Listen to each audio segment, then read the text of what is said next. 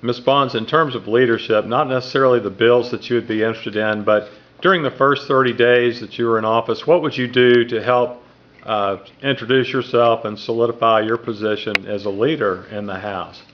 Well, I'm actually already pretty well known, just having been a lobbyist, especially going back to the courts and for cities. So I actually probably know 90, if not 100% of the legislators. So I would, as I said earlier, I know what the process is. I know that the action occurs in committees. I know how to introduce a piece of legislation and get other people to sign off on it, because I've done that before, lobbying on behalf of people in the court system. So I would be pretty well equipped to go ahead and step in and be able to do that type of thing.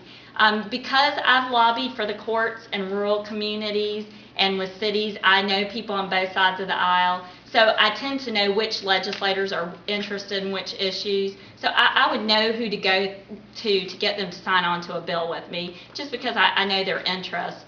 But I've also been successfully persuasive in working on issues where, because I know those legislators so well, you know, I could pick one that I know would not be interested in collective bargaining. I would be very apt to go to those people and really present a strong, persuasive case for them and try to collaborate and get other people, because that's the way you get this legislation passed.